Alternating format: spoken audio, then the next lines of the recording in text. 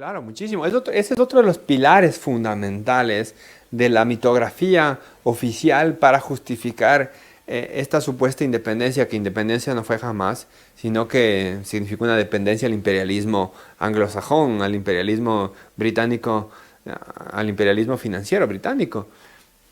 Quiteños al servicio del Imperio Español es la mayor prueba palpable de la paridad e inclusión de todos los españoles de ambos hemisferios en la realidad política de su momento. La élite criolla local formaba parte plena de la élite imperial. Eso hay que repetirlo. A la élite criolla local de los reinos españoles de América formaba parte plena de la élite imperial. El criollo gobernaba no solamente sus propios territorios, sino en muchos otros.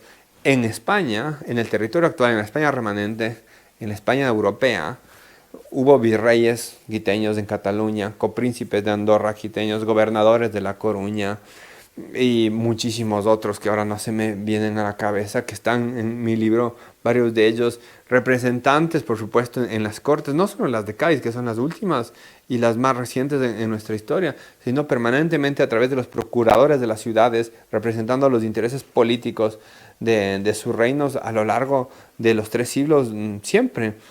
Hubo un regente del territorio de lo que ahora es Quito, de lo que ahora es, perdón, de lo que fue Quito, que ahora está en el sur de Colombia, Popayán, que regente de la monarquía española, que era de Quito, del territorio del reino y la provincia de Quito, me refiero, no solamente a la ciudad. Y hago un análisis en esta última edición sobre el tema puntual del poder criollo en la instancia de gobierno que más se ha caracterizado en la historiografía oficial, que es la audiencia. No se entiende bien la institucionalidad del imperio y se piensa de manera positivista y keynesiana, no, perdón, positivista y kelseniana, que había una especie de organigrama estructurado y jerárquico de las instituciones, cuando al ser de origen medieval muchas de estas eran transversales. Entonces hay distintas instancias de gobierno, pero la fundamental es la ciudad. Después de la ciudad, las cabezas de ciudades son los reinos. El reino de Quito políticamente es la ciudad y eso se refleja hasta en los documentos muchas veces. Dicen en el reino de San Francisco de Quito, que es el nombre de la ciudad. Lo mismo pasa con Nueva Granada, con el Perú, con Charcas o lo que después se llamó el Alto Perú, que ahora es Bolivia, con el reino de Chile, con la gobernación del Río de la Plata, que después se vuelve virreinato y que tiene una paridad de reino por haber sido ascendido a ese rango. Y todos dirigidos por criollos, en una constante negociación con el poder de las siguientes instancias administrativas y de gobierno, que son la audiencia, el virreinato, el Consejo de Indias y finalmente el rey. Y los criollos están presentes en todos estos organismos de gobierno, en todos los grados, hasta en el más alto. En la corte alrededor del rey, la cantidad de criollos, que hay un estudio pendiente por hacer, es enorme. Yo hago este estudio y analizo un siglo en base a la investigación de una historiadora israelí sobre un siglo de los ministros de la audiencia de Quito, porque siempre se tiende a decir en la mitografía oficial ecuatoriana que en la audiencia los criollos no tenían representación. Y por supuesto que no tienen representación si no investigas los documentos. Pero ¿cuál es la realidad de los documentos? Yo realizo un cuadro en el libro y doy a conocer, haciendo un análisis estadístico, que la mayoría de ministros de la audiencia de Quito entre 1650 y 1750 eran criollos.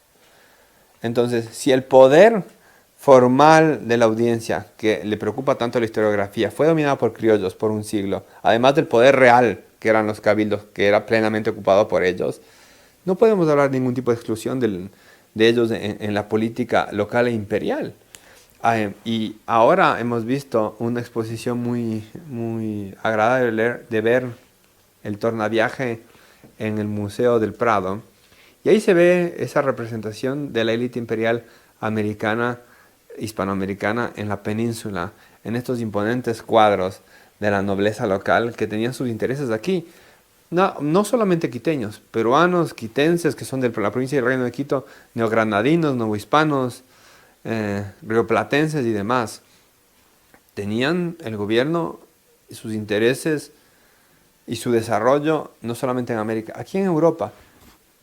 Uno visita Trujillo en Extremadura y ve uno de los palacios más preciosos que existen, que pertenece al duque de San Carlos, un limeño, que gobernaron desde América los correos del Imperio Español por 3 siglos.